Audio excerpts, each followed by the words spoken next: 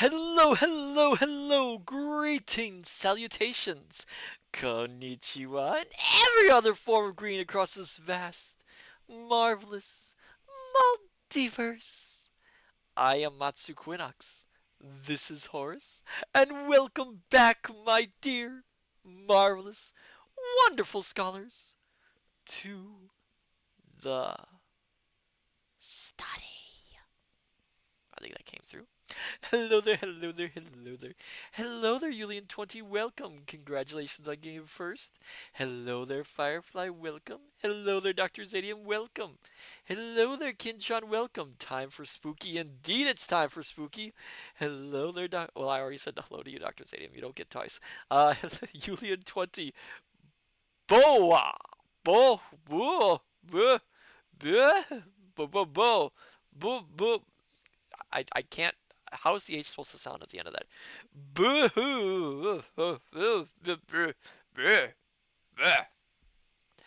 Private Maverick, welcome.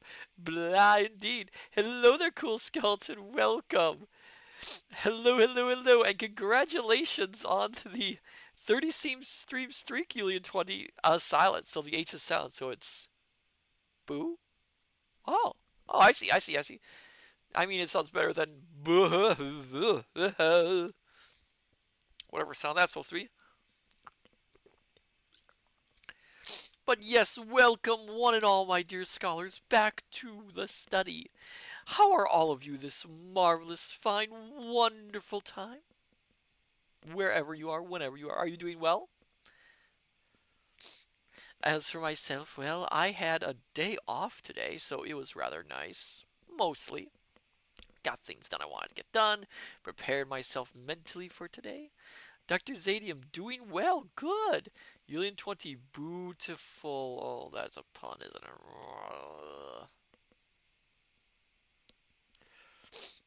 Private Mark doing all right to go along with the five. Oh, thank you for 5 street. Congratulations, cool skeleton. Cool skeleton, slightly tired off. Sorry to hear that. Well, I hope. Well, I don't think you'll get much rest from these stories, honestly. If I was to be frank, which I'm not, I'm Matsu. But if I was to be honest, you're probably not gonna get much rest from these stories. But yes, welcome one and all, my dear scholars, to another frightening tale telling section. Ooh, ooh, and that. What do you mean? I sound awful hoarse. I'm trying to sound spooky. I sound more comedic than spooky. I mean, like, ooh, that's not spooky. What's spooky then? Okay, well that's just terrifying. I'm not going to ask you again about that. Julian20, you are spooky. Well, thank you. See, Julian20 thinks I'm spooky. Yes, indeed. Yes. So tonight, my dear scholars, we are going to be reading some stories from the one and only H.P. Lovecraft. I don't think I've read any of the stories for the streams, actually. Cool skeleton, M spooky. Ooh, yes, you are spooky. You're a skeleton. Skeletons are very spooky. Except maybe the dogs. I don't think dogs would find you particularly spooky. Julian20, am I going to be able to sleep tonight? Well, I don't know, actually. I don't know. It depends on if you find his stories frightening or not. I mean, it's really a matter of opinion.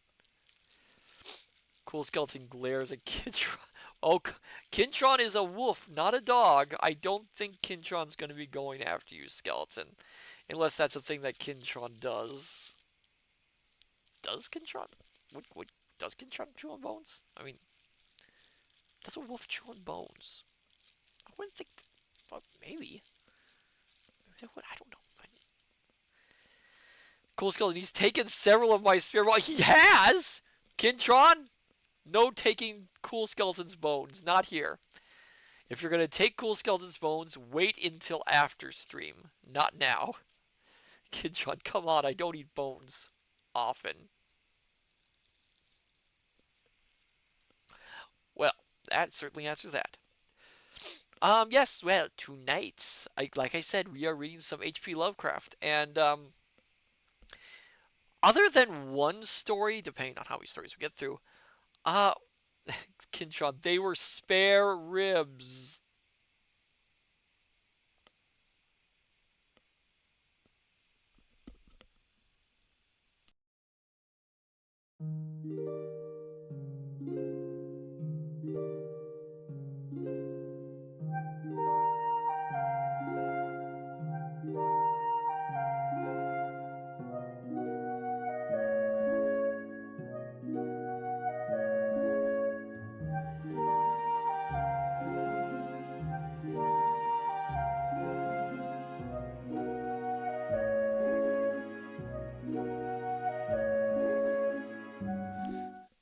That was. I'm not even gonna dignify that with a scream, Kinshon. That was just terrible. You scared him more than Lovecraft, and Lovecraft is scary for other reasons. But yes, most people who think of Lovecraft think of two things. One, his Cthulhu, I think I'm pronouncing that right, Cthulhu mythos, and two, the fact that he had views which were considered not quite right even at his time period. So, I'll say ahead of time, the stories I've chosen for tonight, other than one, and maybe another one.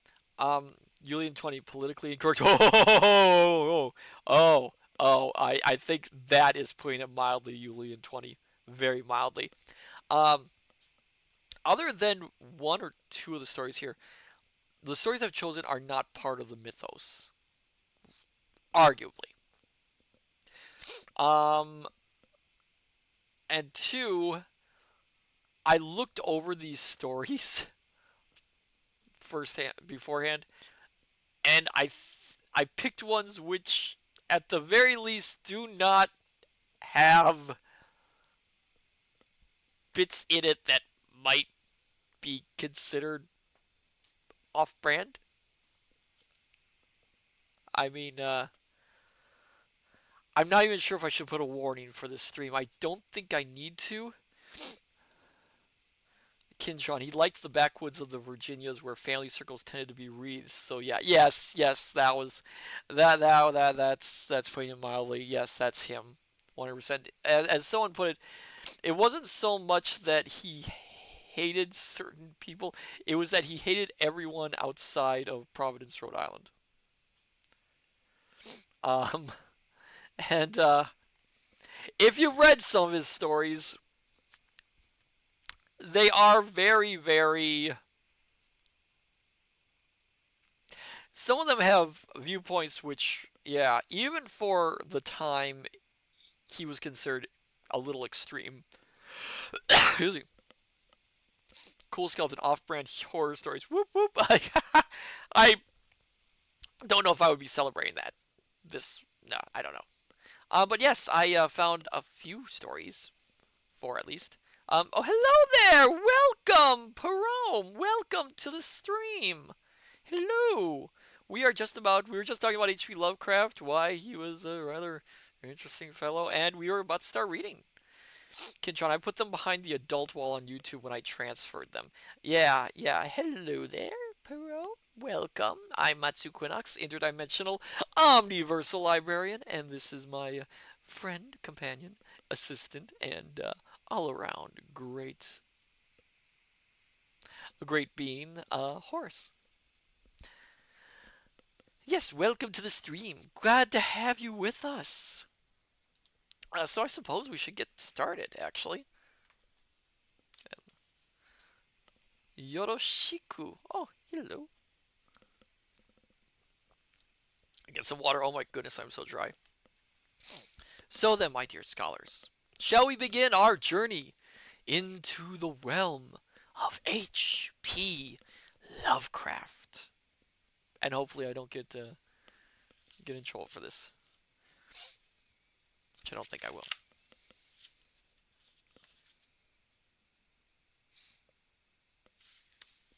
Doing 20, yes please, alright.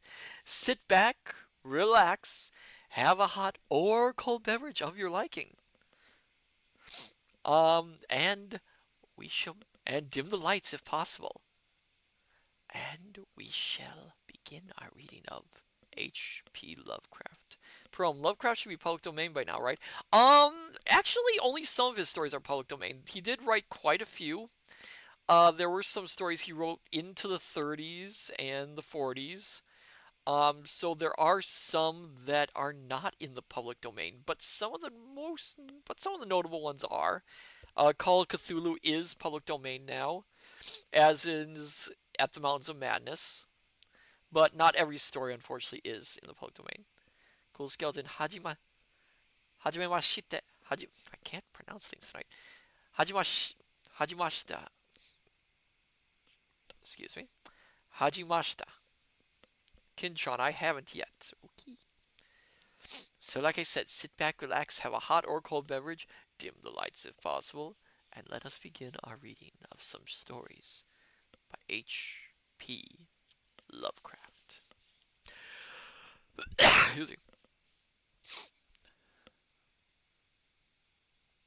The Outsider. And we begin with a quote. That night the Baron dreamt of many a woe, and all his warrior guests, with shade and form of witch and demon and large coffin worm, were long benightmared. Keats.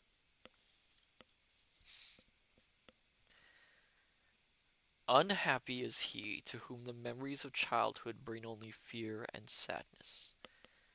Wretched is he who looks back upon lone hours in vast and dismal chambers, with brown hangings and maddening rows of antique books, or upon odd watches in twilight groves of grotesque, gigantic, and vine-encumbered trees that silently wave twisted branches far aloft. Such a lot the gods gave to me,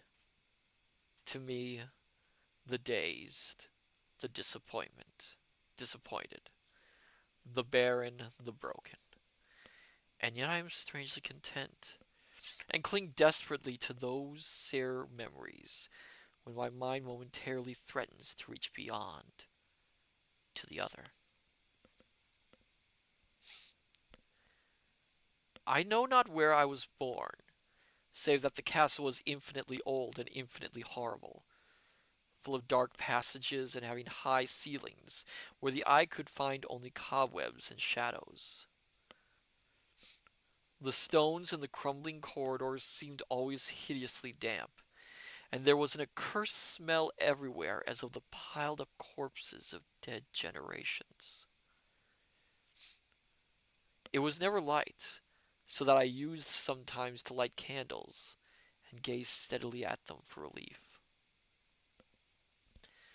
Nor was there any sun outdoors, since the terrible trees grew high above the topmost accessible tower. There was one black tower, which reached above the trees into the unknown outer sky, but that was partly ruined and could not be ascended save by a well-nigh impossible climb up the sheer wall, stone by stone. I must have lived years in this place, but I cannot measure the time. Beings must have cared for my needs, yet I cannot recall any person except myself, or anything alive, but the noiseless rats and bats and spiders. I think that whoever nursed me must have been shockingly aged, since my first conception of a living person was that of something mockingly like myself, yet distorted, shriveled, and decaying like the castle. To me, there was nothing grotesque in the bones and skeletons that stored some of the stone crypts deep down among the foundations. I fantastically associated these things with everyday events, and thought them more natural than the colored pictures of living beings which I found in many of the moldy books. From such books I learned all that I know. No teacher urged or guided me, and I do not recall hearing any human voice in all those years, not even my own. For although I had read of speech, I had never thought to try to speak aloud. My aspect was a matter equally unthought of, for there were no mirrors in the castle, and I merely regarded myself by instinct as akin to the youthful figures I saw drawn and painted in the books. I felt conscious of youth because I remembered so little.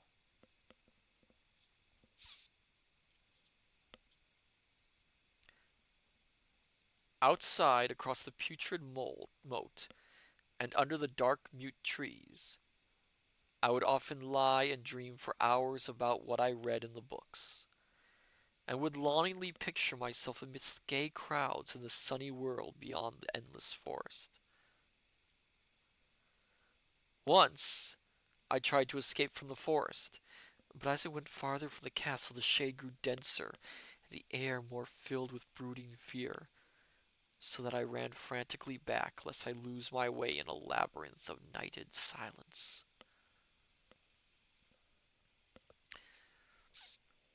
So, through endless twilights I dreamed, and waited, though I knew not what I waited for. Then in the shadowy solitude my longing for light grew so frantic that I could rest no more, and I lifted entreating hands to the single black ruined tower that reached above the forest into the unknown outer sky. And at last I resolved to scale that tower, fall though I might, since it were better to glimpse the sky and perish than to live without ever beholding day.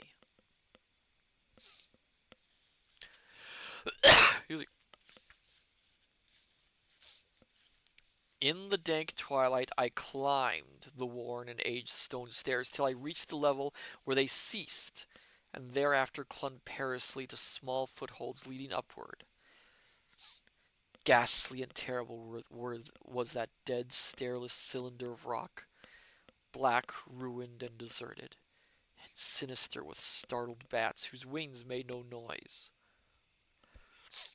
But more ghastly and terrible still was the slowness of my progress, for climb as I might, the darkness overhead grew no thinner, and a new chill, as of haunted and venerable mold, assailed me. I shivered as I wondered why I did not reach the light, and would have looked down had I dared. I fancied that night had come suddenly upon me, and vainly groped with one free hand for a window embrasure, that I might peer out and above, and try to judge the height I had attained. All at once, after an infinity of awesome sightless crawling up that concave and desperate parapet, I felt my head touch a solid thing, and I knew I must have gained the roof, or at least some kind of floor. Excuse me. In the darkness I raised my free hand and tested the barrier, finding it stone and immovable. Then came a deadly circuit of the tower, clinging to whatever holds the slimy wall could give, till finally my testing hand found the barrier yielding, and I turned upward again, pushing the slab or door with my head as I used both hands in my fearful ascent. There was no light revealed above, and as my hands went higher, I knew that my climb was far from the nonce ended, since the slab was the trapdoor of an aperture leading to a level stone surface of greater circumference than the lower tower, no doubt the floor of some lofty and capacious observation chamber. I crawled through carefully and tried to prevent the heavy slab from falling back into place, but failed in the latter attempt. As I lay exhausted on the stone floor, I heard the eerie echoes of its fall, but hoped, when necessary, to pry it open again. Cool Skeleton, return the slab, or face a curse. windows. Oh, I remember that so well. Oh, that was brilliant.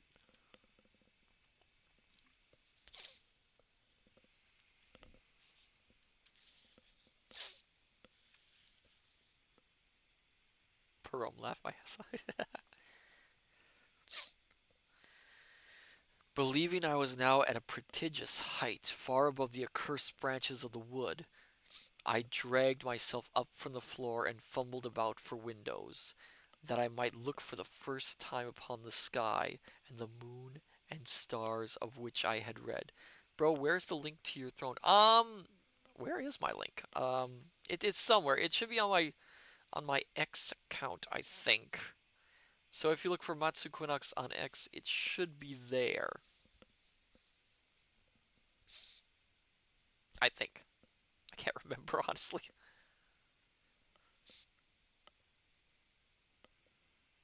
Bro, if I can't find it in like 10 seconds, that's too long.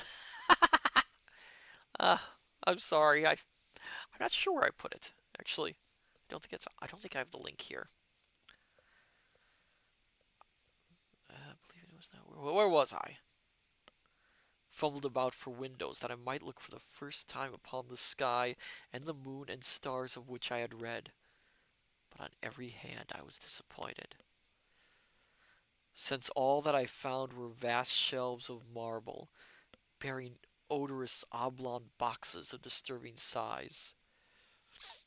More and more I reflected, wondering what hoary secrets might abide in this high apartment so many aeons cut off from the castle below. Then unexpectedly my hand came upon a doorway, where hung a portal of stone rough with strange chiseling. Trying it, I found it locked, but with a supreme burst of strength I overcame all obstacles and dragged it open inward. As I did so, there came to me the purest ecstasy I have ever known. For shining tranquilly, excuse me, for shining tranquilly through an ornate grating of iron, and down a short stone passageway of steps that ascended from the newly found doorway, was the radiant full moon, which I had never before seen save in dreams, and in vague visions I dared not call memories.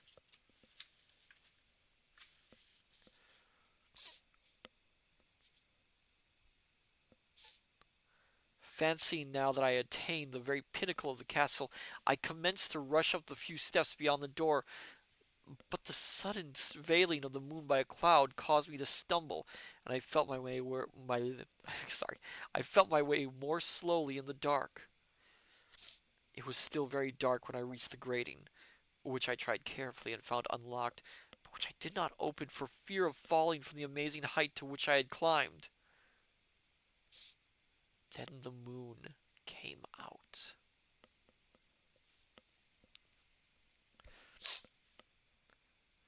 Most demoniacal of all shocks is that of the abysmally unexpected and grotesquely unbelievable.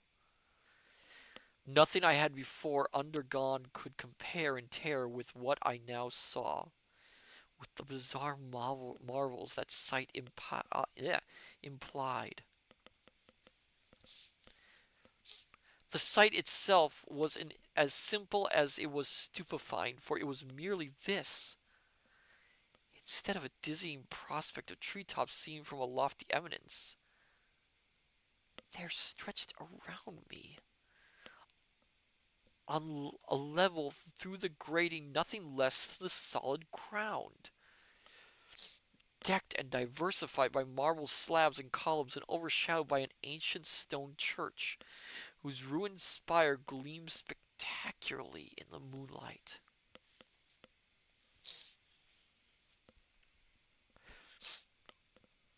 Half unconscious, I opened the grating and staggered out among the white gravel path that stretched away in two directions.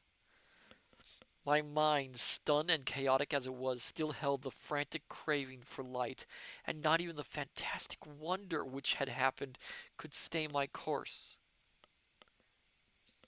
I neither knew nor cared whether my experience was insanity, dreaming, or magic, but was determined to gaze on brilliance and gaiety at any cost. I knew not who I was, or what my surroundings might be, though as I continued to stumble along, I became conscious of a kind of fearsome, latent memory that made my progress not wholly fortuitous. I passed under an arch out of that region of slabs and columns and wandered through the open country, sometimes following the visible road, but sometimes leaving it curiously to tread among meadows where only occasional ruins bespoke the ancient presence of a forgotten road. Once I swam across a swift river where crumbling mossy masonry told of a bridge, long vanished.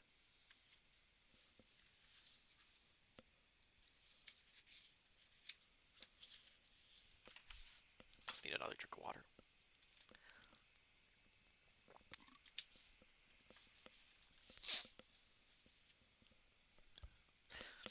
Over 2 hours must have passed before I reached what seemed to be my goal. A venerable, a venerable ivied castle in a thickly wooded park, maddeningly familiar, yet full of perplexing strangeness to me. I saw that the moat was filled in, and that some of the well-known towers were demolished, whilst new wings existed to confuse the beholder. But what I observed with chief interest and delight were the open windows, gorgeously ablaze with light and sending forth sounds of the gayest revelry. Advancing to one of these, I looked in, and saw an oddly dressed company indeed, making merry and speaking brightly to one another. I had never, seemingly, heard human speech before, and could guess only vaguely what was said. From the gayest revelry, yes, indeed, apparently so.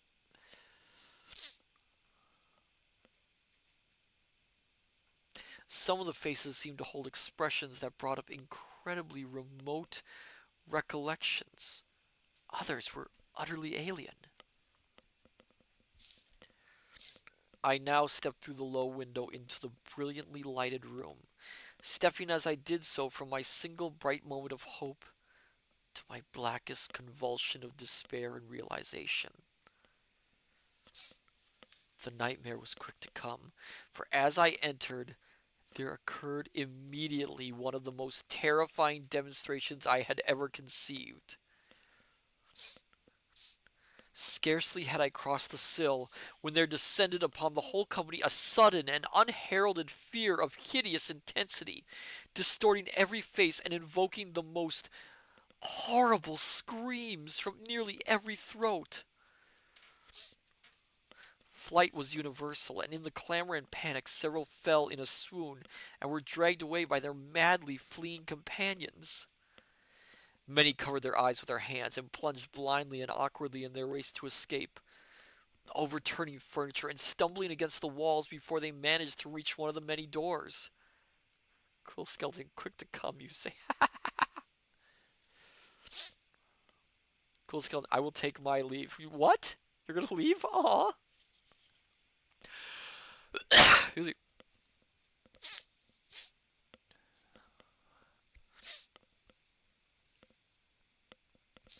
The cries were shocking, and as I stood in the brilliant apartment alone and dazed, listening to their vanishing echoes, I trembled at the thought of what might be lurking near me unseen. At a casual inspection, the room seemed deserted, but when I moved toward one of the alcoves, I thought I detected a presence there.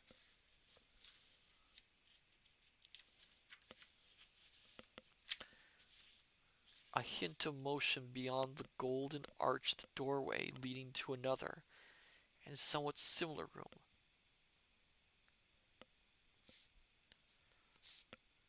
As I approached the arch, I began to perceive the presence more clearly. And then, with the first and last sound I ever uttered, ghastly ululation that revolted me almost as poignantly as its noxious cause, I beheld in full frightful vividness the inconceivable, indescribable, and unmentionable monstrosity which had by its simple appearance changed a merry company to a herd of delirious fugitives.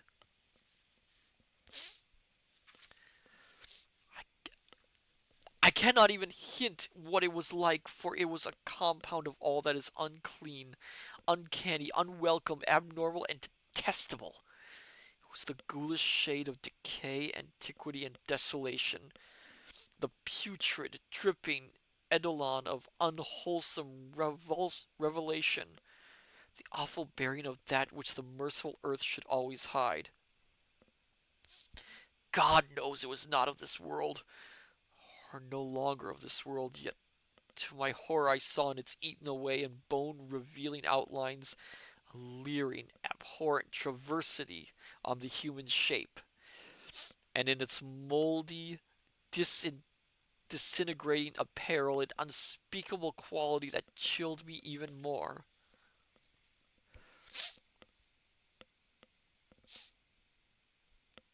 I was almost paralyzed, but not too much so to make a feeble effort towards flight.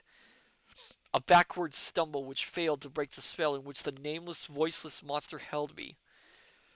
My eyes, bewitched by the glassy orbs which stared loathsomely into them, refused to close, though they were mercifully blurred, and shrewd the terrible object, but indistinctly after the first shock.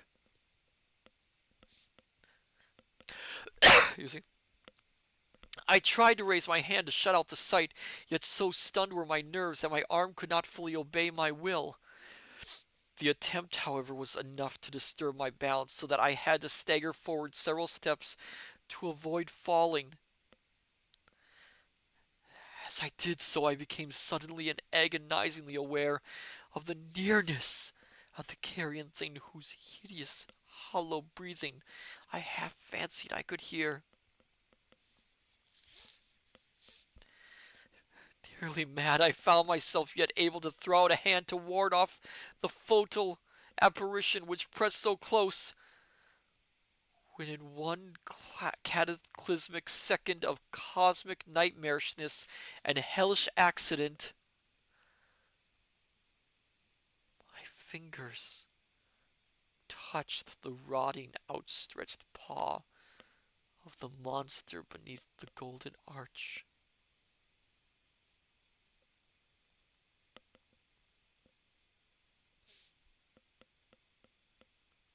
I did not shriek, but all the fiendish ghouls that ride the night wind shrieked for me, as in that same second there crashed down upon my mind a single and fleeting avalanche of soul annihilating memory. I knew in that second all that had been. I remembered beyond the frightful castle in the trees, and recognized the altered edifice in which I now stood. I recognized, most terrible of all, the unholy abomination that stood leering before me as I withdrew my sullen fingers from its own.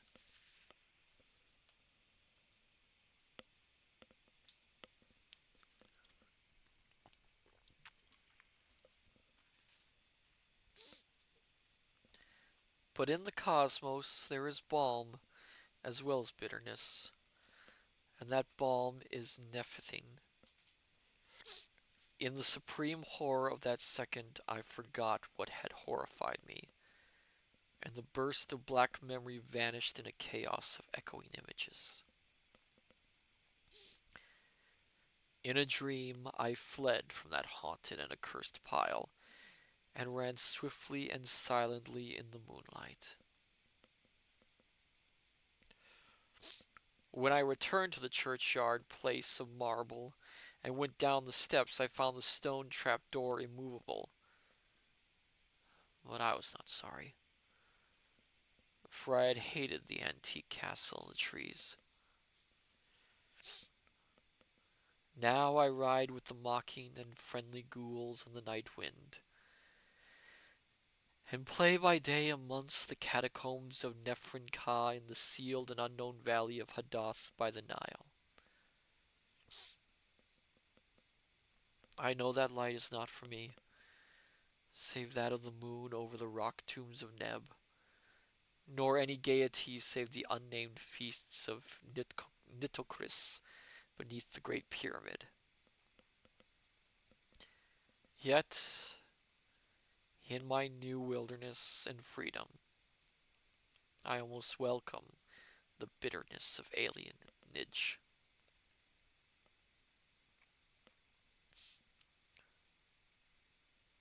For although Nephine has calmed me, I know always that I am an outsider, a stranger in this century, and among those who are still men.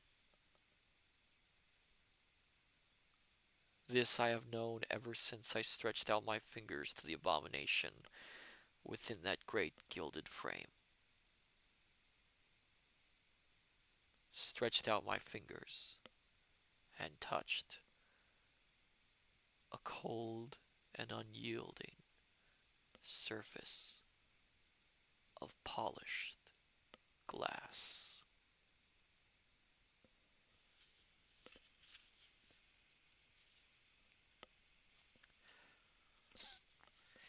That was The Outsider. It's an interesting story. One of his most memorable non-Cthulhu mythos stories, that's for sure. There has been some people who have argued that when Lovecraft wrote this story, he was writing about himself. Lovecraft had a very, very, very, very, very, very low opinion of himself. Hand over the throne. Hold on. Do I? I don't have a mic thing. Oh, oh! Thank you for the follow, Perome. Let me see if I can find my throne. Actually, hold on. Do you even have anything up? Oh, ah. I don't even have it up on this one. Oh dear. I don't think I've got access to it. If anyone knows where my throne is, I could appreciate it. I can't. I don't have access to the thing. Hold on. Maybe I can find it somewhere. But yes. Am I allowed to do that? Actually, didn't. Yeah. A lot of people have argued that Lovecraft's own views of himself. Oh, I don't even have it off here. Well, I can fix that. Really, he lost their own throat.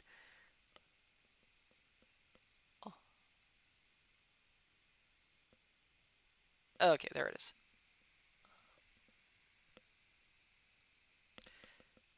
Oh, thank you, Julian20. There we go. Yeah, I can't. I couldn't find it. But a lot of people argued that.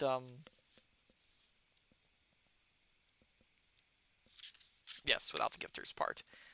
Uh, that they argued that The Outsider is about Lovecraft himself, and it's not hard to come to that conclusion. My first time actually encountering this story was in a graphic novel adaptation, but it has been adapted to film, believe it or not, for a movie called Castle Freak, I believe. It's a very strange adaptation to do. But let us continue with probably the next one, which is probably my favorite Lovecraft story ever. All right. Oh my goodness, I need another drink of water. I have too many waters here. Horace and the others try to keep me hydrated as much as they can.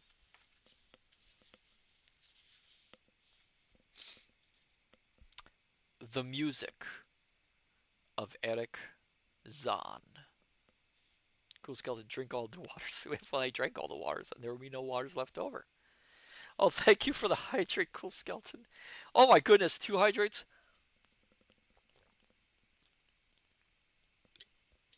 I can't do that many. Okay, that's enough. That's enough. Otherwise, I'm going to drown. The music of Eric Zahn. Excuse. Oh, thank you for the posture check. You lean 20. There we are.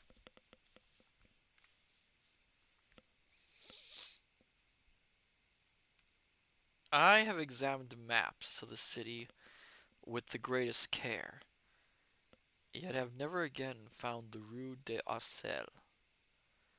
These maps have not been modern maps alone, for I know that names change. Perome slapping a mic and some cough drops into suggested gifts. Thank you, Perome. Thank you. I have, on the contrary, delved deeply into all the antiquities of the place and have personally explored every region of whatever name which could possibly answer to the street I knew as the Rue de Assel. But despite all I have done, it remains a humiliating fact that I cannot find the house, the street, or even the locality where, during the last months of my impoverished life as a student of metaphysics at the university, I heard the music of Eric Zahn.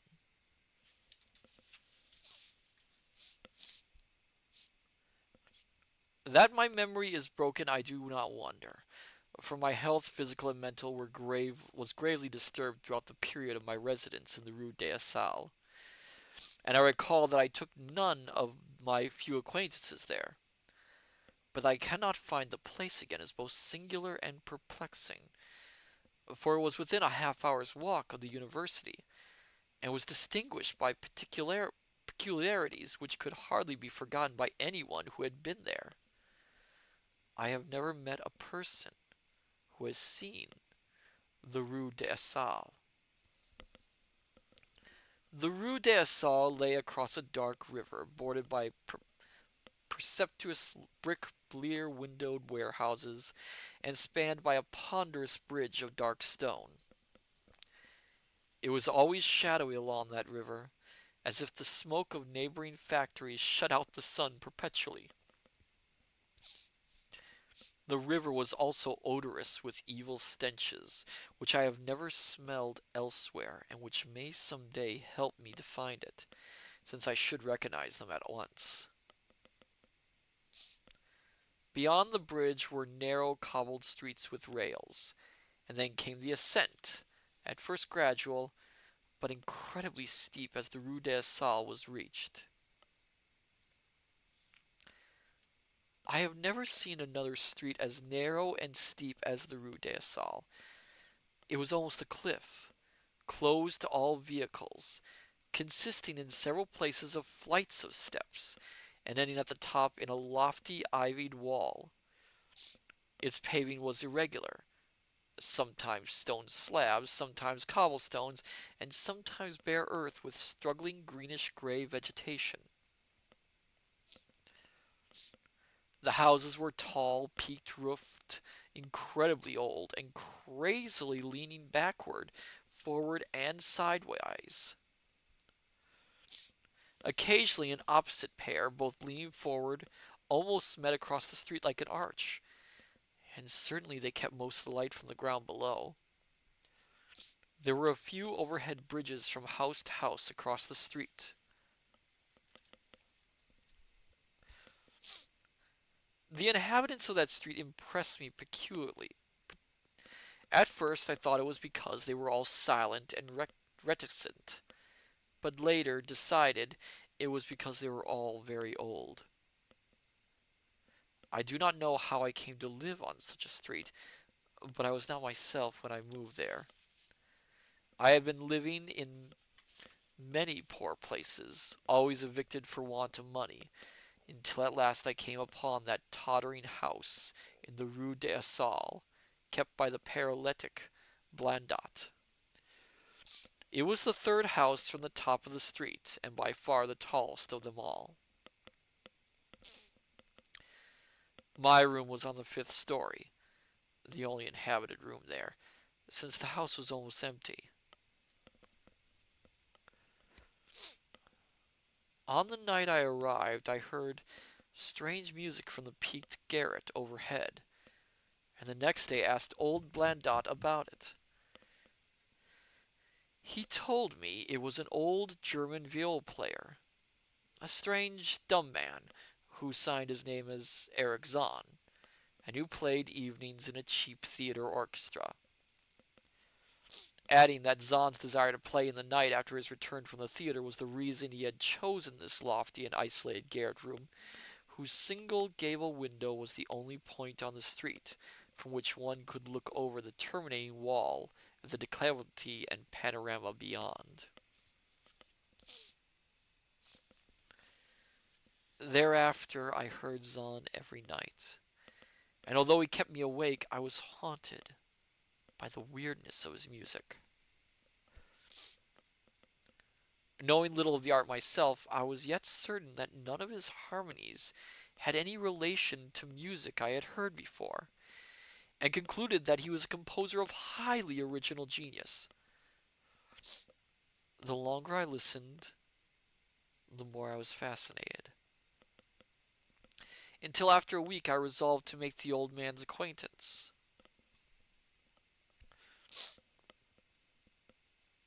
One night, as he was returning from his work, I intercepted Zahn in the hallway and told him that I would like to know him and be with him when he played. He was a small, lean, bent person with shabby clothes, blue eyes, grotesque satyr-like face, and nearly bald head, and at my first words seemed both angered and frightened. My obvious friendliness, however, finally melted him, and he grudgingly motioned to me to follow him up the dark, creaking, and rickety attic stairs. His room, one of only two in the steeply pitched garret, was on the west side, toward the high wall that formed the upper end of the street. Its size was very great, and seemed the greater because of its extraordinary bareness and neglect. Of furniture there was only a narrow iron bedstead, a dingy washstand, a small table, a large bookcase, an iron music rack, and three old-fashioned chairs. Sheets of music were piled in disorder about the floor. The walls were of bare boards and had probably never known plaster, while the abundance of dust and cobwebs made the place seem more deserted than inhabited. Evidently, Eric Zahn's world of beauty lay in some far cosmos of the imagination.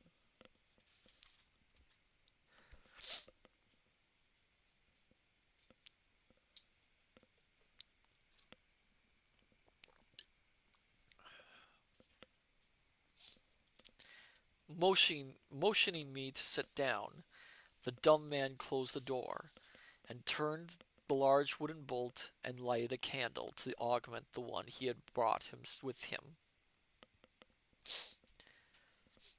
He now removed his viol from its moth-eaten covering, and taking it, seated himself in the least uncomfortable of all the chairs. He did not employ the music rack, but offering no choice and playing from memory, enchanted me for over an hour with strains I had never heard before, strains which must have been of his own devising. To describe their exact nature is impossible for one unversed in music. They were a kind of fugue, with recurrent passages of the most captivating quality, but to me were notable for the absence of any of the weird notes I had overheard from my room below on other occasions.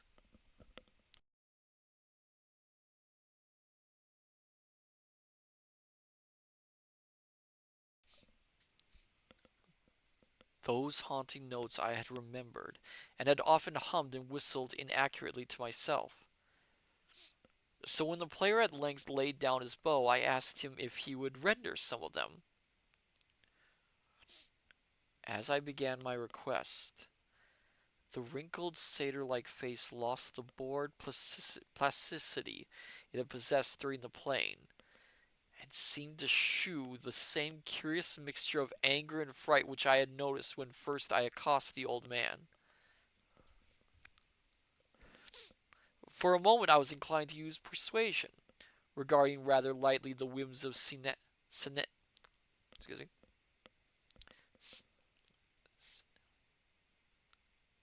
senility, and even tried to waken my host's weirder mood by whistling a few of the strains to which I had listened the night before. But, but I did not pursue this course for more than a moment, for when the dumb musician recognized the whistled air, his face grew suddenly distorted with an expression wholly beyond analysis, and his long, cold, bony right hand reached out to stop my mouth and silence the crude imitation. As he did this, he further demonstrated his eccentricity by casting a startled glance towards the lone curtained window, as if fearful of some intruder. A glance doubly absurd, since the garret stood high and inaccessible above all the adjacent roofs, this window being the only point on the steep street, as the concierge had told me, from which one could see over the wall at the summit.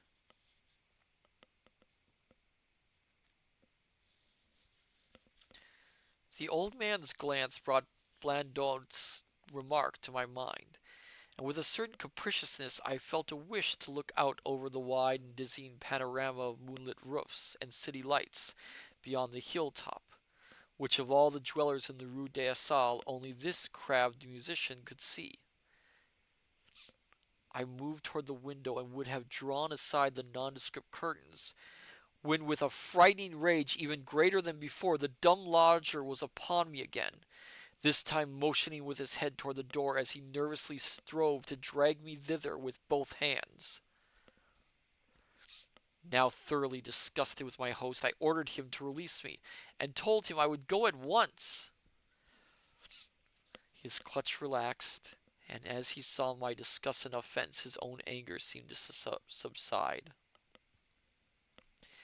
He tightened his relaxing grip, but this time in a friendly manner, forcing me into a chair, then with an appearance of wistfulness crossing to the littered table, where he wrote many words with a pencil in the labored French of a foreigner. Excuse me. The note which he finally handed me was an appeal for tolerance and forgiveness. Zahn said that he was old, lonely, and afflicted with strange fears and nervous disorders connected with his music and with other things.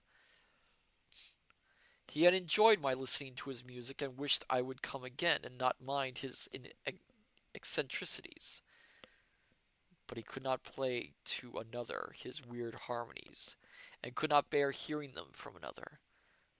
Nor could he bear having anything in his room touched by another. He had not known until our hallway conversation that I could overhear his playing in my room, and now asked me if I would arrange with Bledon to take a lower room where I could not hear him at the night. He would, he wrote, defray the difference in rent.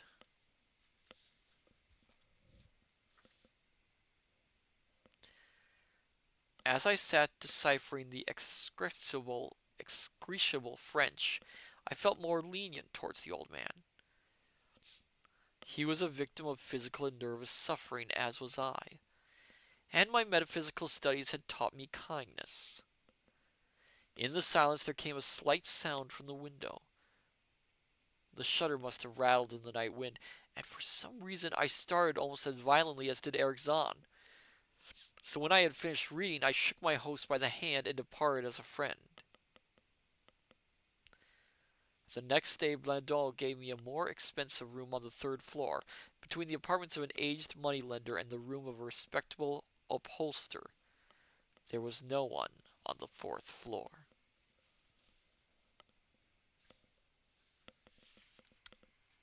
I have to drink more water.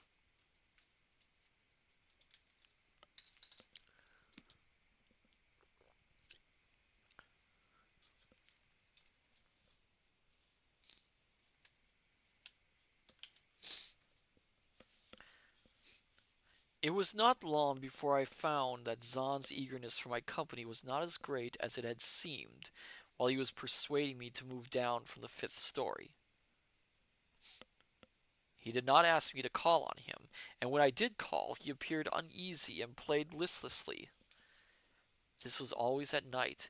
In the day he slept and would admit no one. My liking for him did not grow, though the attic room and the weird music seemed to hold an odd fascination for me.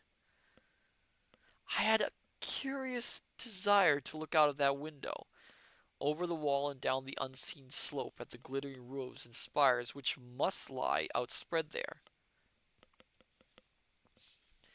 Once I went up to the garret during theater hours when Zahn was away, but the door was locked.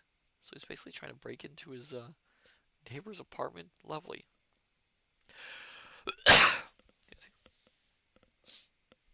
What I did succeed in doing was to overhear the nocturnal playing of the dumb old man. At first, I would tiptoe up to my old fifth floor, then I grew bold enough to climb the last creaking staircase to the peaked garret. There, in the narrow hall outside the bolted door with the covered keyhole, I often heard sounds which filled me with an indefinable dread. The dread of vague wonder and brooding mystery. It was not that the sounds were hideous, for they were not, but that they held vibrations suggesting nothing on this globe of earth, and that at certain intervals they assumed a symphonic quality which I could hardly conceive as produced by one player. Certainly, Eric Zahn was a genius of wild power. As the weeks passed, the playing grew wilder, whilst the old musician acquired an increasing haggardness and furtiveness pitiful to behold.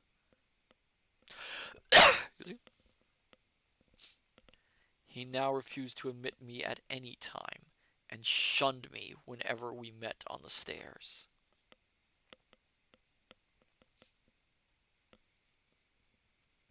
Then, one night, as I listened at the door, I heard the shrieking viol swell into a chaotic babble of sound, a pandemonium which would have led me to doubt my own shaking sanity had there not come from behind that barbed portal a piteous proof that the horror was real. The awful, inarticulate cry which only a mute can utter, and which rises only in moments of the most terrible fear or anguish. I knocked repeatedly at the door, but received no response. Afterward, I waited in the black hallway, shivering with cold and fear, till I heard the poor musician's feeble efforts to rise from the floor by the aid of a chair. Believing him just conscious after a fainting fit, I renewed my rapping at the same time, calling out my name reassuredly. I heard Zahn stumble to the window and close both shutter and sash, then stumble to the door, which he falteringly unfastened to admit me. This time, his delight at having me present was real, for his distorted face gleamed with relief while he clutched at my coat as a child clutches at its mother's skirts. Wow. Excuse me. Shaking pathetically, the old man forced me into a chair whilst he sank into another, beside which his viol and bow lay carelessly on the floor. He sat for some time inactive, nodding oddly, but having a paradoxical suggestion of intense and frightened listening. Subsequently, he seemed to be satisfied, and crossing to a chair by the table, wrote a brief note, handed it to me, and returned to the table, where he began to write rapidly and incessantly. The note implored me in the name of mercy, and for the sake of my own curiosity, to wait where I was, while he prepared a full account in German of all the marvels and terrors which beset him. I waited, and the dumb man's pencil flew.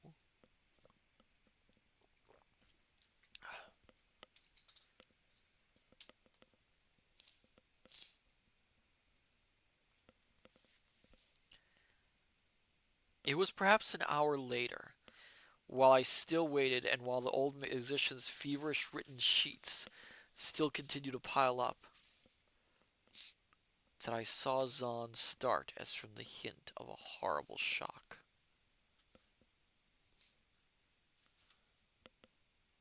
Unmistakably, he was looking at the curtained window and listening shudderingly.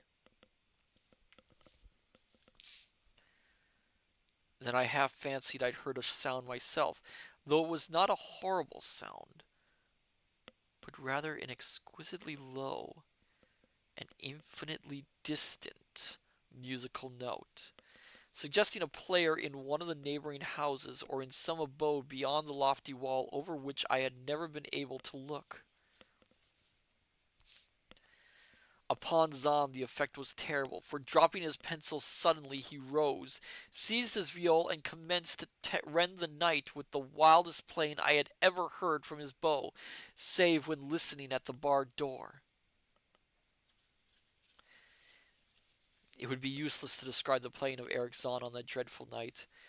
It was more horrible than anything I had ever overheard, because I could now see the expression of his face and could realize that this time the motive was stark fear.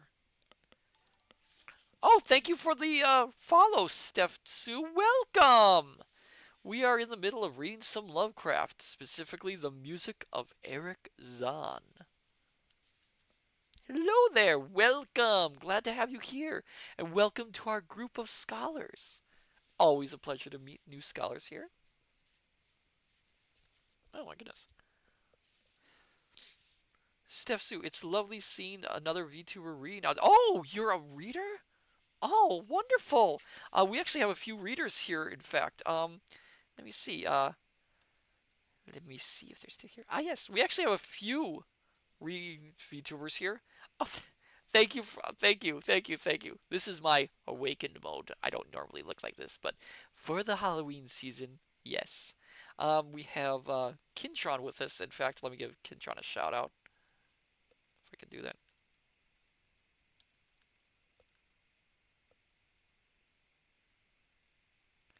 If I can spell right.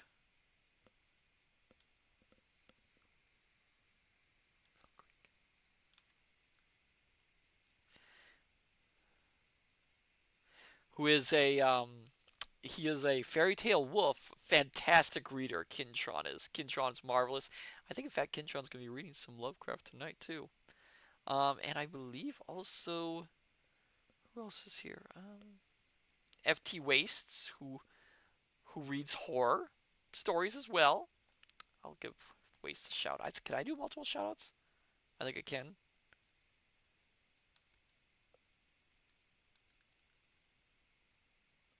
Oh, I have to wait.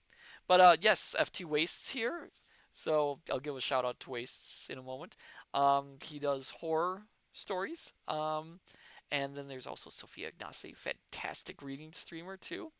So yes, thank you and welcome. It's marvelous to have fans of readers here. Where was I?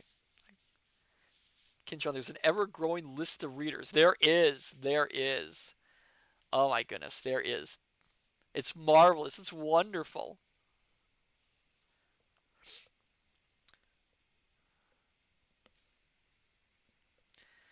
It would be useless to describe the playing of Erich Zahn on that dreadful night. It was more horrible than anything I had ever overheard, because I could now see the expression of his face and could realize that this time the motive was stark fear. He was trying to make a noise, to ward something out or off or drown something out. What? I could not imagine, awesome though I felt it must be. The playing grew fantastic, delirious, and hysterical, yet kept to the last the qualities of supreme genius which I knew this strange old man possessed. I recognized the air. It was a wild Hungarian dance popular in the theaters, and I reflected for a moment that this was the first time I had ever heard Zahn play the work of another composer. Louder and louder, wilder and wilder mounted the shrieking and whining of that desperate viol. The player was dripping with an uncanny precipitation and twisted like a monkey, always looking frantically at the curtained window. In his frenzied strains, I could almost see shadowy satyrs and bacchanals dancing and whirling insanely through seething abysses of clouds and smoke and lightning. And then I thought I heard a shriller, steadier note that was not from the viol. A calm, deliberate, purposeful, mocking note from far away in the west. At this junction, the shutter began to rattle in a howling night wind, which had sprung up outside as if in answer to the mad playing within. Zahn's screaming viol now outdid itself, emitting sounds I had never thought a viol could emit. The shutter rattled more loudly, unfastened, and commenced slamming against the window. Then the glass broke shiveringly under the persistent impacts, and the chill wind rushed in, making the candles sputter and rustling the sheets of paper on the table, where Zahn had begun to write out his horrible secret. I looked at Zahn and saw that he was past conscious observation. His blue eyes were bulging, glassy, and sightless, and the frantic playing had become a blind, mechanical, unrecognizable orgy that no pen could ever suggest. Let me see if I can shout out Waste now. There we go. Yes, please do follow Waste. Waste is another fantastic reader. He reads horror stories specifically. Really amazing.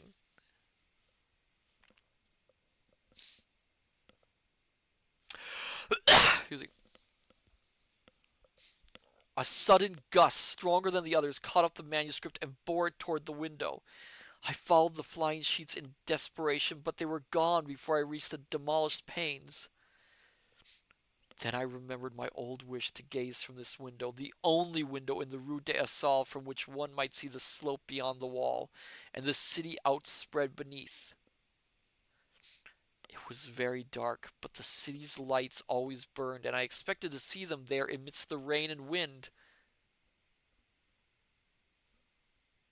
Yet, when I looked from that highest of all gable windows, looked while the candles sputtered and the insane viol howled with the night wind, I saw no city spread below, and no friendly lights gleaming from remembered streets,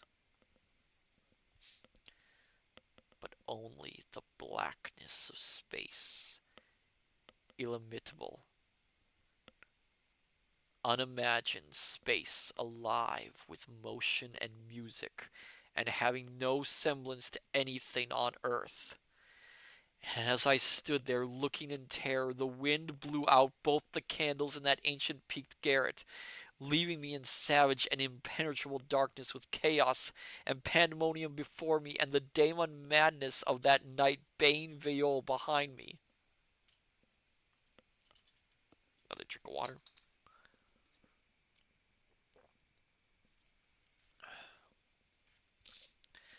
I staggered back in the dark, without the means of striking a light, crashing against the table, overturning a chair, and finally groping my way to the place where the blackness screamed with shocking music. To save myself and Eric Zahn, I could at least try, whatever the powers opposed to me. Once I thought some chill thing brushed me, and I screamed, but my scream could not be heard above that hideous viol. Suddenly, out of the blackness, the madly sawing bow struck me, and I knew I was close to the player. I felt a head touch the back of Zahn's chair, and then found and shook his shoulder in an effort to bring him to his senses. Oh, thank you, Kintron, for the reader list. Yes, that list, I believe, has as many readers as was grabbed. who are VTubers. Yay! Thank you so much, Kintron.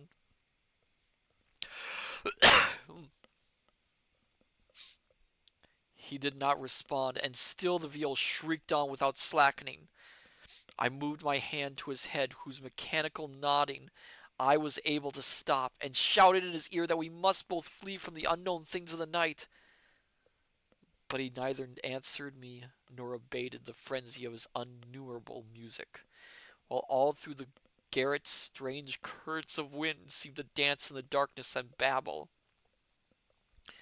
When my hand touched his ear, I shuddered, though I knew not why. Knew not why till I felt of the still face, the ice-cold, stiffened, unbreathing face whose glassy eyes bulged uselessly into the void. And then by some miracle, finding the door and the large wooden bolt, I plunged wildly away from that glassy-eyed thing in the dark, and from the ghoulish howling of that accursed viol whose fury increased even as I plunged. Leaping, floating, flying down those endless stairs to the dark house, racing mindlessly out into the narrow, steep, and ancient street of steps and tottering houses, clattering down steps and over cobbles to the lower streets, and the putrid canyon-walled river, panting across the great dark bridge to the broader, healthier streets and boulevards we know. All these are terrible impressions that linger with me. And I recall that there was no wind, and that the moon was out, and that all the lights of the city twinkled.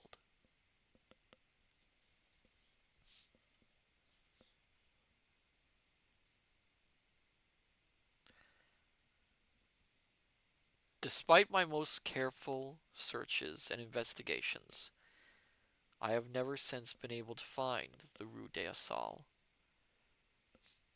But I am not wholly sorry, either, for this or for the loss in indreamable abysses of the closely written sheets, which alone could have explained the music of Eric Zahn.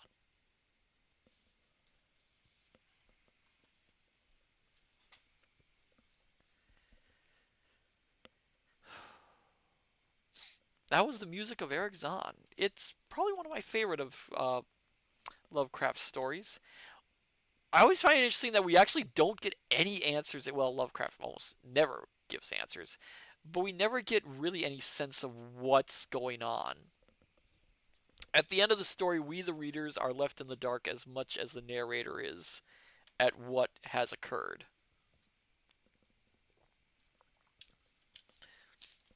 I mean, it could be a mythos related thing, but it never really is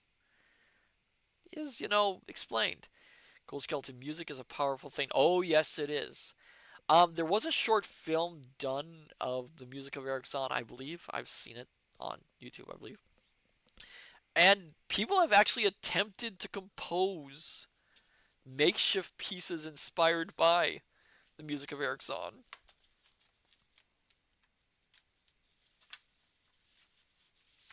Um, yes. So, my dear scholars, should we attempt one more story for the night then?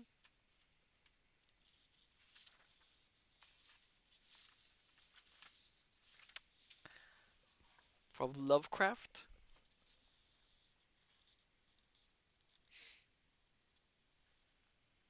Cool Skeleton, one more, please. Private Maverick, let's try. All right, so this one is actually in the Cthulhu mythos, which technically wasn't actually a mythos. You can thank, I believe it was his name's August Derelict, for putting it together. Lovecraft never really intended it to be a combined mythos. He just was writing little bits and pieces. So the final story for tonight will be The Hound.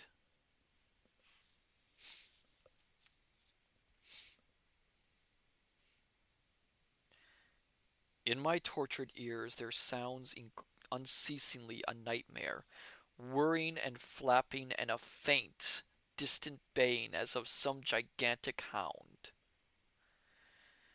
It is not dream.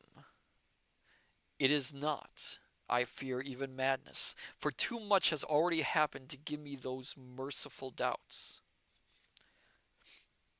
St. John is a mangled corpse, I alone know why, and such is my knowledge that I am about to blow out my brains for fear I shall be mangled in the same way. Oh my goodness. Oh, wait, 1 second. Let me do a trigger warning on this story. How do I do trigger? Yeah. Ugh. I don't know. Well, this is a very dark story. Down unlit and illimitable corridors of eldritch fantasy sweeps the black, shapeless nemesis that drives me to self-annihilation. May heaven forgive the folly and morbidity which led us both to so monstrous a fate. Wearied with the commonplaces of prosaic world, where even the joys of romance and adventure soon grow stale, St. John and I had followed enthusiastically every aesthetic and intellectual movement which promised respite from our devastating ennui. The enigmas of the symbolists and the ecstasies of the pre-Raphaelites all were ours in their time, but each new moon was drained too soon of its diverting novelty and appeal.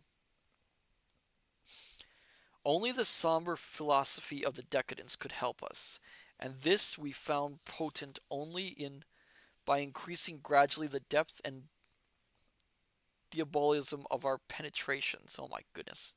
Lovecraft loves his big words. Baudelaire and Huysmans were soon exhausted of thrills, till finally there remained for us only the more direct stimuli of unnatural personal experiences and adventures. It was this frightful emotional need which led us eventually to that detestable course that even in my present fear I mention with shame and timidity, that hideous extremity of human outrage and abhorrent practice of grave robbing.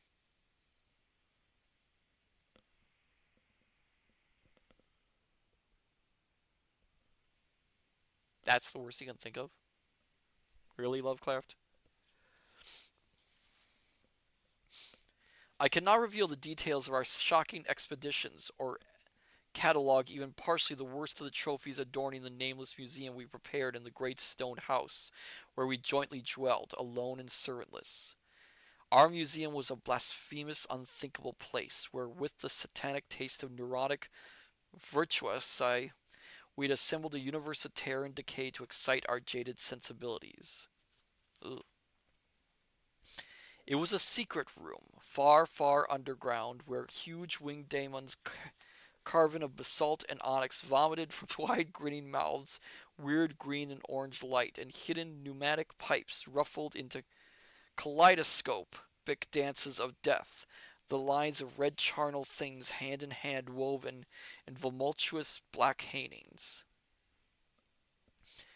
Though these pipes came at will, the odors our moods most craved, sometimes the scent of pale funeral lilies, sometimes the neurotic incense of imagined eastern shrines of the keenly dead, and sometimes, how I shudder to recall it, the frightful soul upheaving stenches of the uncovered grave.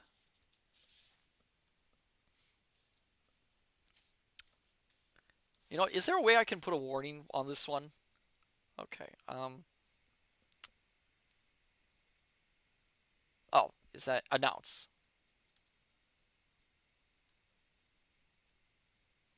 Is it announce? Because I feel I should do a warning in this one. Um.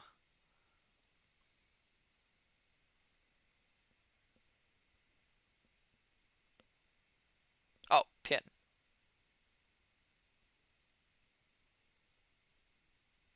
I think it's pin. Oh, there it is. Thank you, Kinchon. I was wondering which one it was.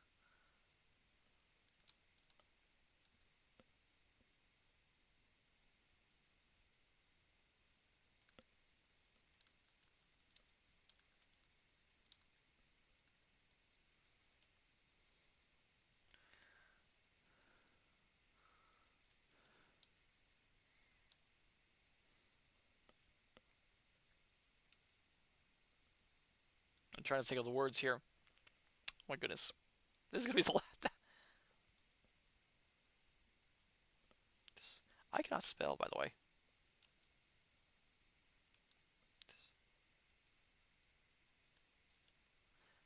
I should have looked ahead on this one. I have an alternative one. Should we do the alternative one, my dear scholars?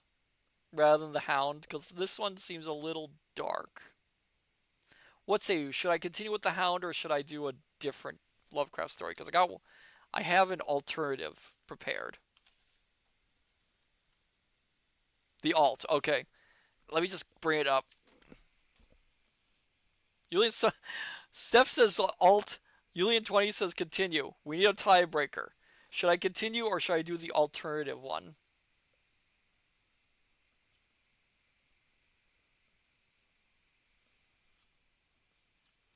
Yeah, I'd rather do the alternative. Yeah.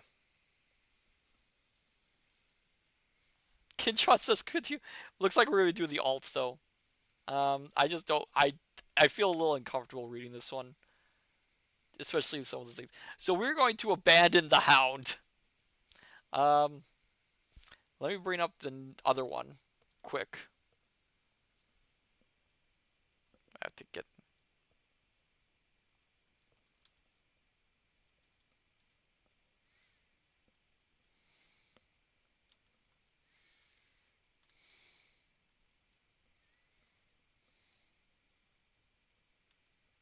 Come on.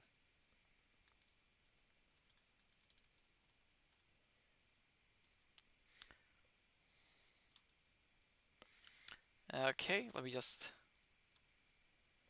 get this one already, so I can actually see you, my dear scholars. No. Okay.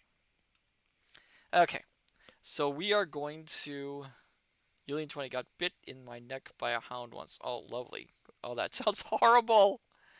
Okay, this one is entitled The Festival. This one is actually a Christmas story, believe it or not.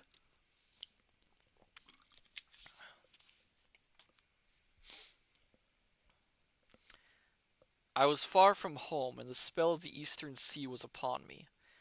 In the twilight I heard it pounding on the rocks, and I knew it lay just over the hill where the twisting willows writhed against the clearing sky and the first stars of evening. And because my fathers had called me to the old town beyond, I pushed on through the shallow, newly-fallen snow along the road that soared lonely up to where Aldenbaran twinkled among the trees, on toward the very ancient town I had never seen, but often dreamed of. It was the Yuletide, which men call Christmas, though they know in their hearts it is older than Bethlehem and Babylon, older than Memphis and mankind. It was the Yuletide, and I had come at last to the ancient sea town, where my people had dwelt and kept festival in the elder time, when festival was forbidden. Where also they had commanded their sons to keep festival once every century, that the memory of primal secrets might not be forgotten. Mine were an old people, old even when this land was settled 300 years before. And they were strange because they had come as dark furtive folk from opiate southern gardens of oceans, and spoken another tongue before they learnt the tongue of the blue-eyed fishers. And now they were scattered and shared only the rituals of mysteries that none living could understand. I was the only one who came back that night to the old fishing town as legend bade, for only the poor and the lonely remember. Then beyond the hill's crest I saw Kingsport, outspread frostily in the gloaming, Snowy Kingsport with its ancient vanes and steeples, ring of poles and chimney pots, wharves and small bridges, willow trees and graveyards, endless labyrinths of steep, narrow, crooked streets, and dizzying church-crowned central peaks that time durst not touch. Ceaseless mazes of colonial houses piled and scattered at all angles, and levels like a child's disordered blocks. Antiquity hovering on gray winds over winter-whited gables and gabrel roofs, and against the rotting waves the sea pounded. The secretive, immemorial sea out of which the people had come in the elder time. Beside the road at its crest, a still higher summit rose, bleak and windswept, and I saw that it was a burying ground where black gravestones struck ghoulishly through the snow like the decayed fingernails of a gigantic corpse. Lovely. The printless road was very lonely, and sometimes I thought I heard a distant, horrible creaking, as of a giblet in the wind. They had hanged 4 kinsmen of mine for witchcraft in 1692, but I did not know just where. As the road wound down the seaward slope, I listened for the merry sounds of a village at evening, but did not hear them.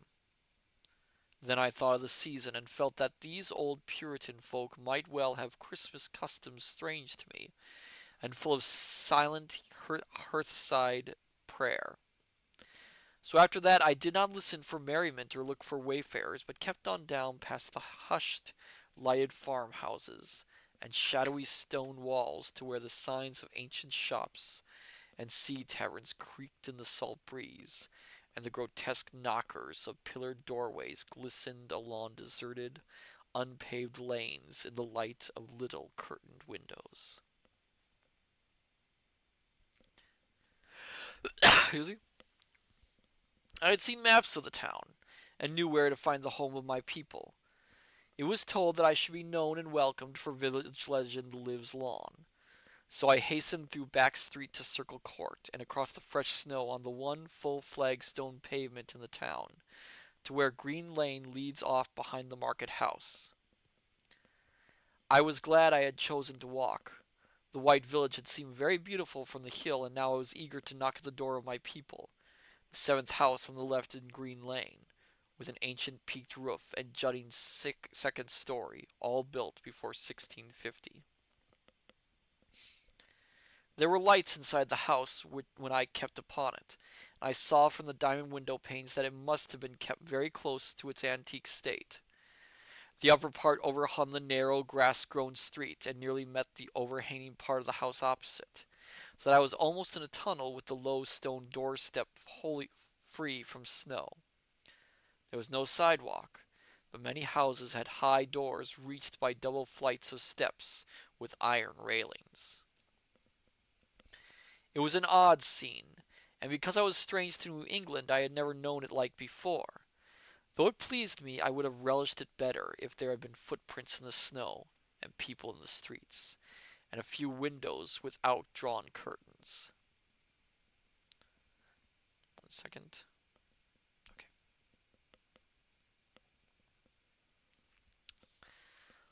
When I sounded the archaic iron knocker, I was half afraid. Some fear had been gathering in me, perhaps because of the strangeness of my heritage, and the bleakness of the evening, and the queerness of the silence in that aged town of curious customs. And when my knock was answered, I was fully afraid, because I had not heard any footsteps before the door creaked open. But I was not afraid long, for the gowned, slippered old man in the doorway had a bland face that reassured me, and though he made signs that he was dumb, he wrote a quaint and ancient welcome with the stylus and wax tablet he carried.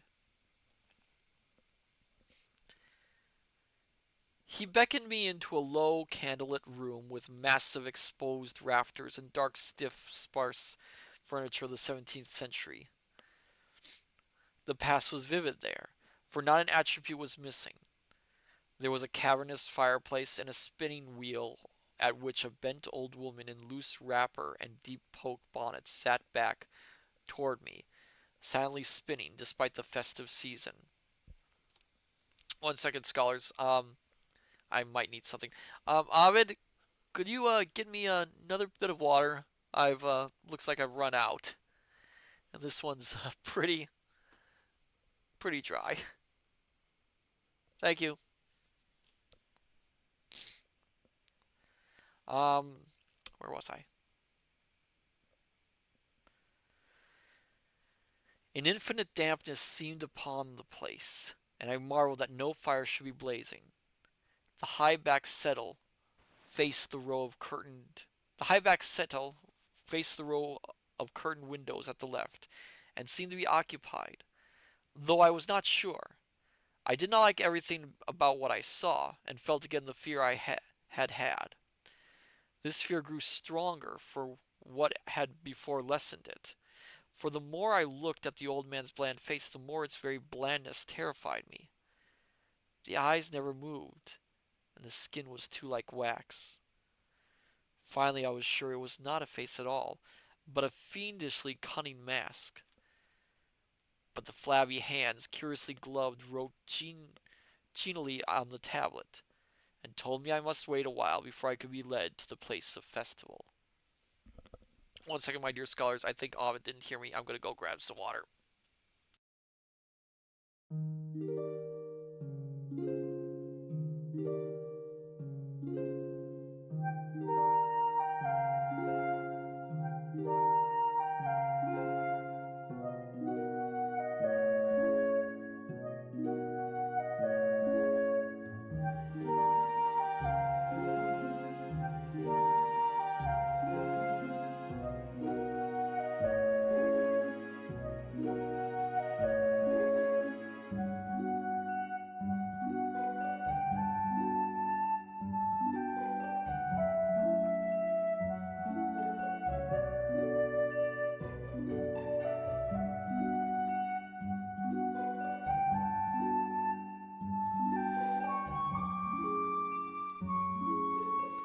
Sorry about that, Ovid.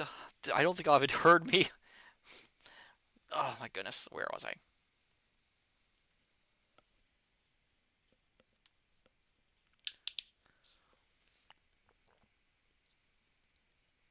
Okay. Pointing to a chair, table, and pile of books, the old man now left the room.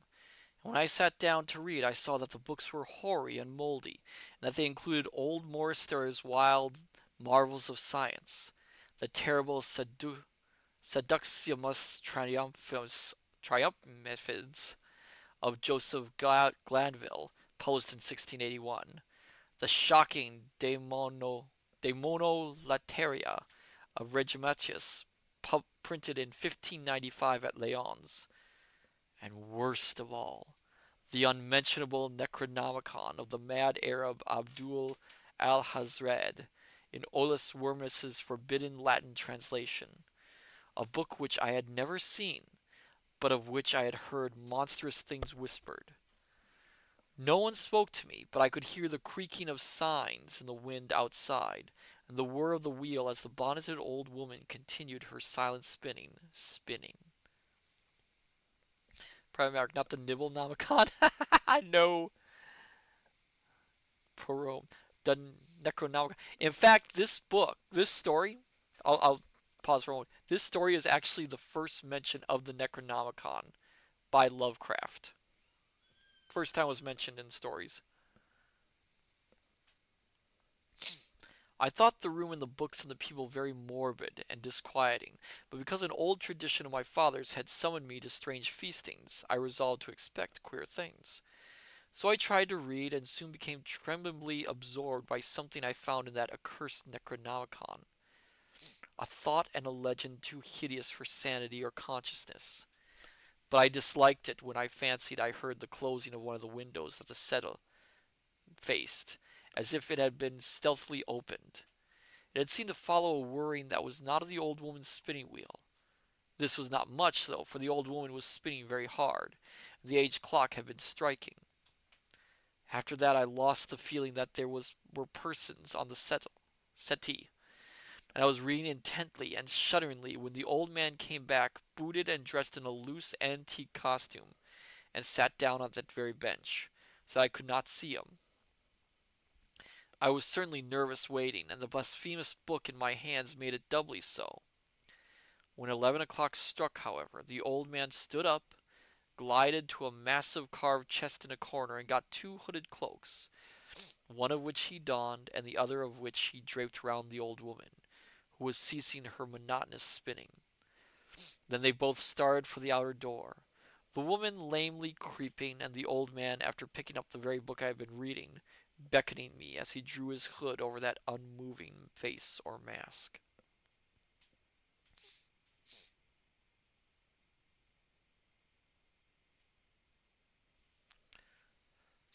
We went out into the moonless and tortuous network of that incredibly ancient town.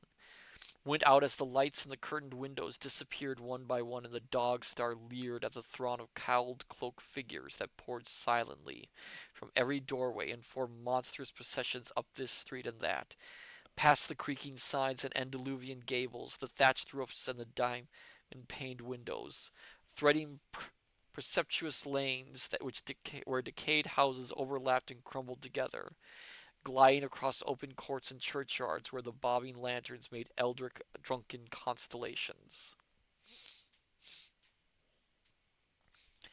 Amid these hushed throngs I followed my voiceless guides, jostled by elbows which seemed preternatally soft, and pressed by chests and stomachs that seemed abnormally pulpy, but seeing never a face and hearing never a word. Up, up, up the eerie columns slithered.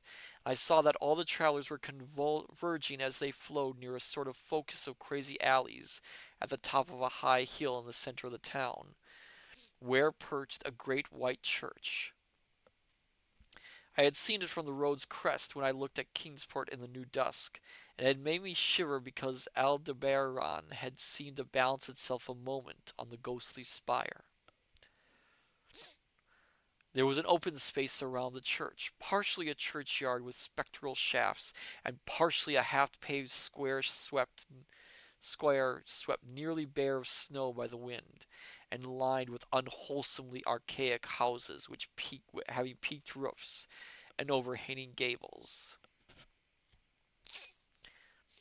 Death fires danced over the tombs, revealing gruesome visits, though queerly failing to cast any shadows. Gruesome vistas, though queerly failing to cast any shadows. Past the churchyard where there were no houses, I could see over the hill's summit, and watch the glimmer of stars on the harbor, though the town was invisible in the dark. Only once in a while a lantern bobbed horribly through serpentined alleys on its way to overtake the throng that was now slipping speechlessly into the church.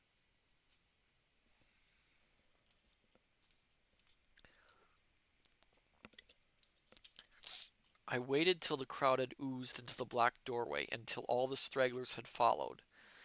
The old man was pulling at my sleeve, but I was determined to be the last. Then finally I went, the sinister man and the old spinning woman before me. Crossing the threshold into that swarming temple of unknown darkness, I turned once to look at the outside world as the churchyard phosphorescence cast a sickly glow on the hilltop pavement. And as I did so, I shuddered. For though the wind had not left much snow, a few patches did remain on the path near the door. And in that fleeting backward look, it seemed to my troubled eye that they bore no mark of passing feet, not even mine. Kintron, I've got a copy of the Nurko Nom Namikon.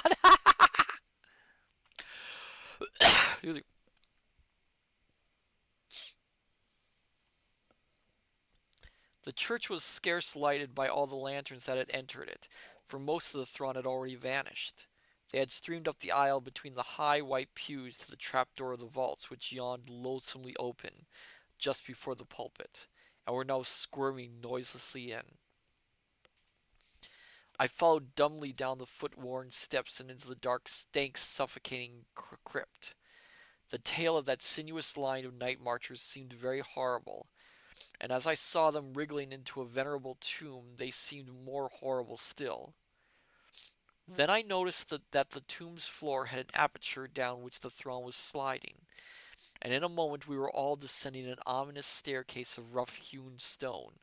A narrow spiral staircase, damp and particularly odorous, that wound endlessly down into the bowels of the hill, past monotonous walls of dripping stone blocks and crumbling mortar. It was a silent, shocking descent, and I observed after a horrible interval that the walls and steps were changing in nature, as if chiseled out of the solid rock. What mainly troubled me was that the myriad footfalls made no sound and set up no echoes.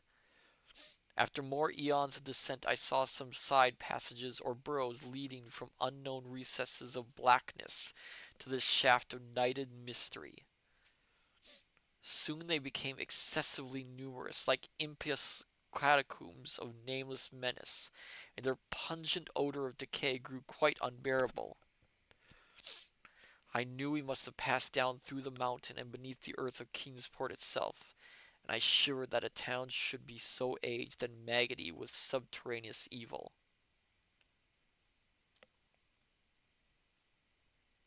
Where was I?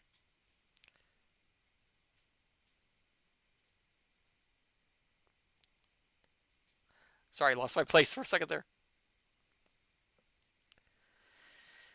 Then I saw the lurid shimmering of pale light and heard the insidious lapping of sunless waters.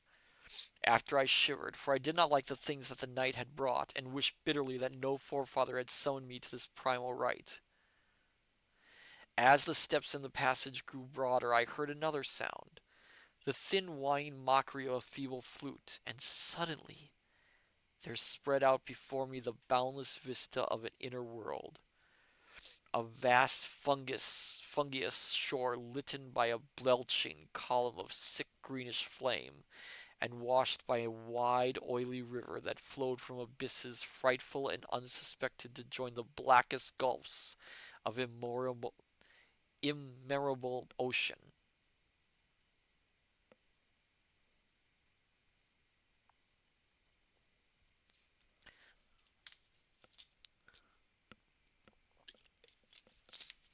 Fainting and gasping, I looked at that unhallowed Erebus of Titan toadstools, leprous fire, and slimy water, and saw the cloaked throngs forming a semicircle around the blazing pillar.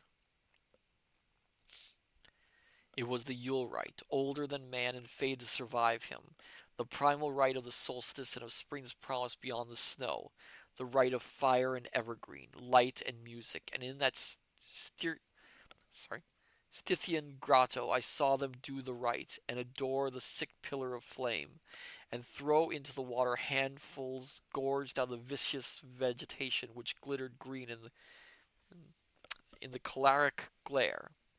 I saw this, and I saw something amorphous squatted far away from the light, piping noiselessly on a flute, and as the thing piped I thought I heard noxious muffled flutterings in the fetid darkness where I could not see. But what frightened me most was that flaming column, sprouting volcanically from depths profound and inconceivable, casting no shadows as healthy flames should, and coating the nitrous stone above with a nasty venomous verdigris. For in all that seething combustion no warmth lay, but only the clamminess of death and corruption.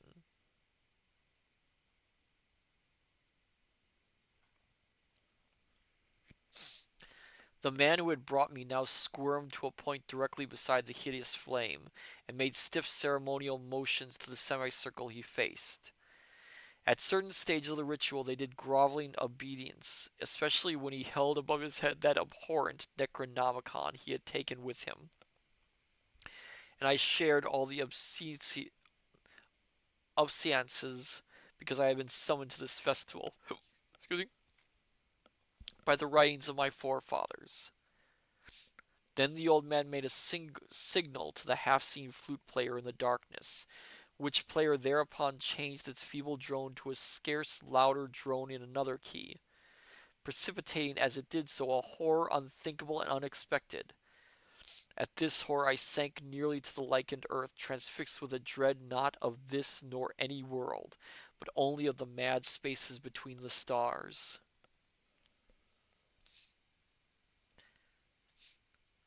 Out of the unimaginable blackness beyond the gangrenous glare of that cold flame, out of the Tartarian leagues through which that oily river rolled uncannily, unheard and unsuspected, there flopped rhythmically a horde of tame, trained, hybrid, winged things that no sound eye could ever wholly grasp or sound brain ever wholly remember. They were not altogether crows, nor moles, nor buzzards, nor ants, nor vampire bats, nor decomposed human beings, but something I cannot and must not recall. They flopped limply along, half with their webbed feet and half with their membranous wings, and as they reached the throng of celebrants, the cowled figures seized and mounted them, and rode off one by one along the reaches of that unlighted river into pits and galleries of panic, where poison springs feed frightful and undiscoverable cataracts.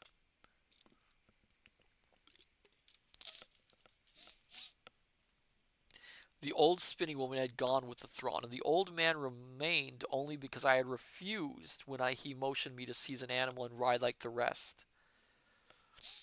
I saw when I staggered to my feet that the amorphous flute player had rolled out of sight, but that two of the beasts were patiently standing by. As I hung back, the old man produced his stylus and tablet and wrote that he was the true deputy of my fathers, who had founded the Yule worship in this ancient place, that it had been decreed I should come back, and that the most secret mysteries were yet to be performed.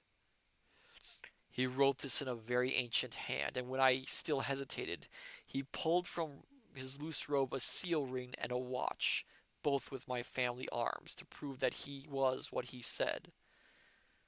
But it was hideous proof, because I knew from old papers that that watch had been buried with my great great great great grandfather in 1698.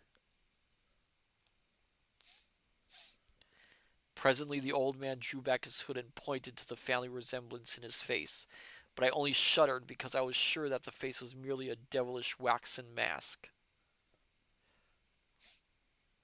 The flopping animals were now scratching restlessly at the lichens, and I saw that the old man was nearly as restless himself. When one of the things began to waddle and edge away, he turned quickly to stop it, so that the suddenness of his motion dislodged the waxen mask from what should have been his head. And then, because that nightmare's position barred me from the stone staircase down which we had come, I flung myself into the oily underground river that bubbled somewhere to the caves of the sea, flung myself into that picturesque juice of earth's inner horrors, before the madness of my screams could bring down upon me all the charnel legions these pest gulfs might conceal.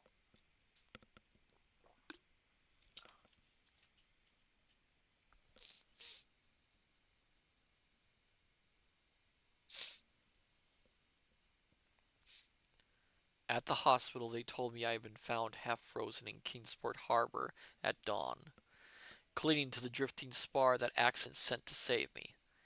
They told me I had taken the wrong fork of the hill road the night before and fallen over the cliffs at Orange Point, a thing that they deduced from prints found in the snow. There was nothing I could say, because everything was wrong.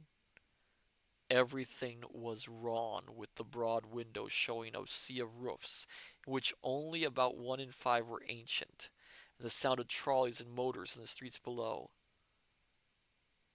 They insisted that this was Kingsport, and I could not deny it. When I went delirious at hearing that the hospital stood near the old churchyard on Central Hill, they sent me to St. Mary's Hospital in Arkham, where I could have better care. I liked it there, for the doctors were broad-minded, and even lent me their influence in obtaining the carefully sheltered copy of Alhazared's objectionable Necronomicon from the library of Misakontic University. They said something about a psychosis and agreed that I had better get my harassing obsessions off my mind. So I read again that hideous chapter, and shuddered doubly because it was indeed not new to me. I had seen it before, let footprints tell what they might, and where it was I had seen it were best forgotten. There was no one in waking hours who could remind me of it, but my dreams are filled with terror because of phrases I dare not quote. I dare quote only one paragraph, put into such English as I can make from the awkward low Latin.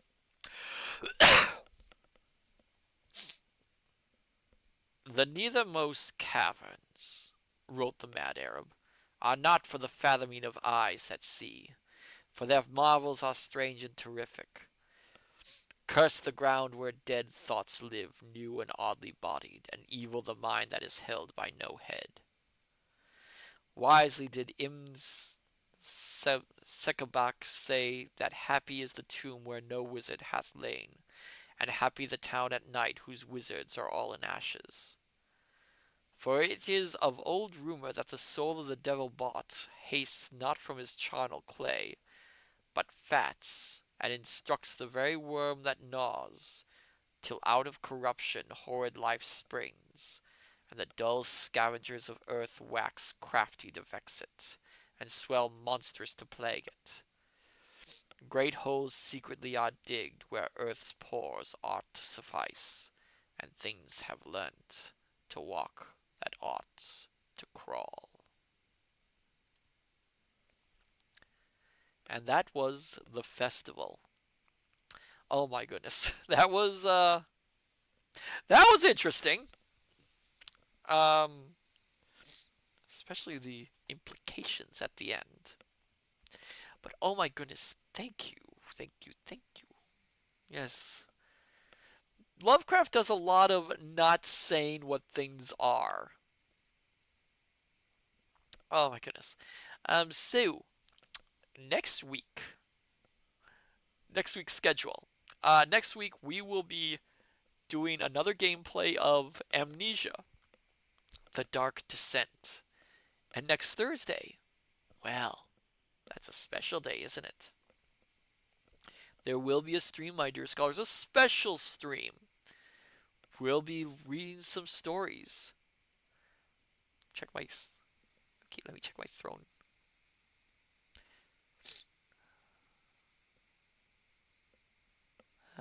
Where is that? Where's suggested?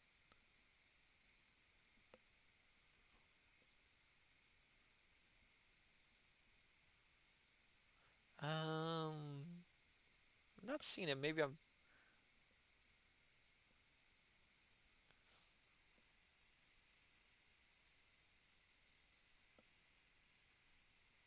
Oh my goodness!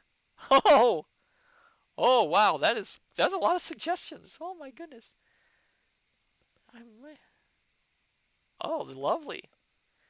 Thank you for all the suggestions. Oh my goodness, Perron. Thank you. I will be sure to approve all those. But yes, Thursday we shall be doing a special stream, some scary short stories, as well as a movie. We're gonna be watching a movie, my dear scholars. One in the public domain, might be scary, might be not, but please do come. So then, let's see who we can raid tonight before we go.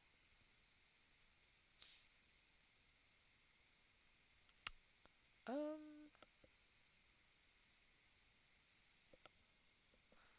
see. See if anyone else is reading right now. Otherwise, I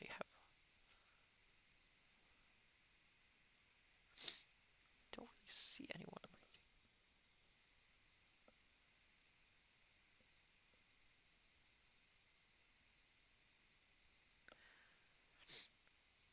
Well, let